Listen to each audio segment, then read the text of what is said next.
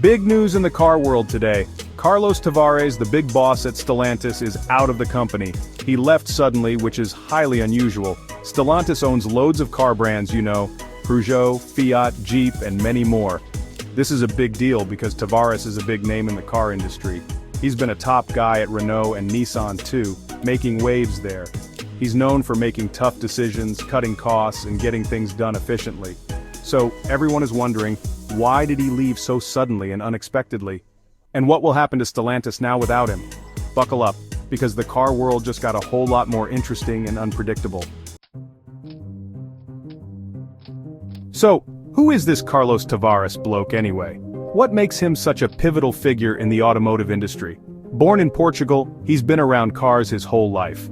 From a young age, he was fascinated by the mechanics and engineering of automobiles. He started his career as a test driver where he honed his skills and developed a deep understanding of vehicle performance. He worked his way up through the ranks, gaining invaluable experience along the way. He's a real car guy, loves racing and all that. His passion for motorsports is well known, and he's even participated in rally car racing events. He made his name at PSA Group, which owned Peugeot and Citroën. Under his leadership, the company saw significant improvements. He turned them around, made them profitable again.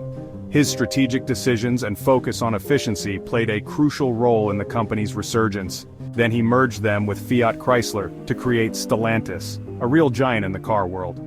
This merger was a game changer, creating one of the largest automotive groups globally. Tavares is known for being tough, demanding, some say ruthless. His leadership style is often described as no-nonsense and results-driven. He's all about efficiency, cutting costs, and making money. His focus on lean manufacturing and operational excellence has set new standards in the industry. He's been called a cost killer and a turnaround specialist. His ability to streamline operations and improve financial performance is widely recognized.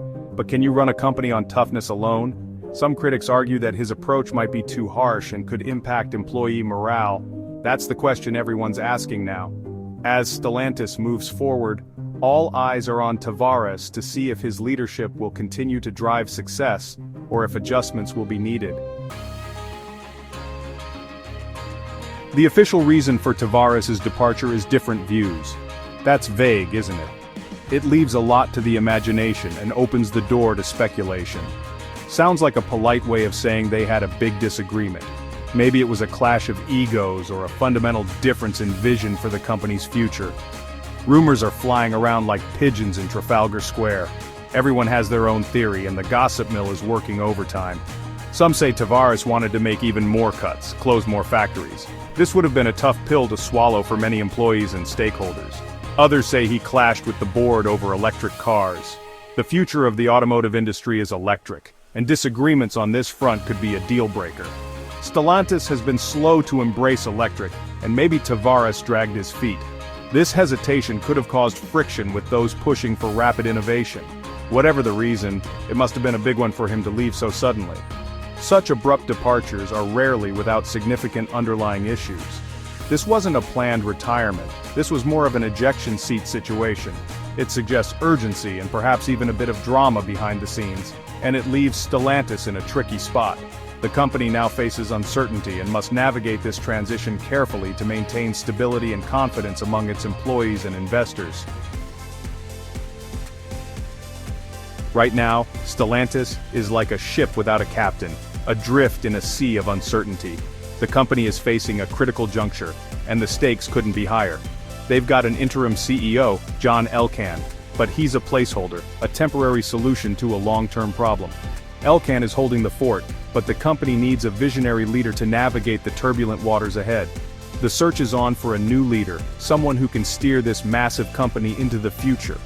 The board is scouring the globe, looking for a candidate with the right mix of experience, innovation, and leadership skills. And the future is electric, whether Stellantis likes it or not.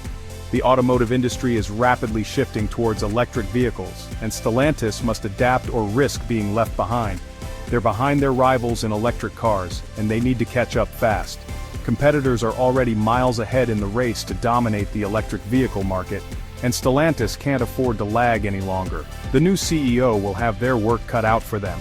They'll need to address not only the immediate challenges but also lay down a long-term strategy for sustainable growth and innovation.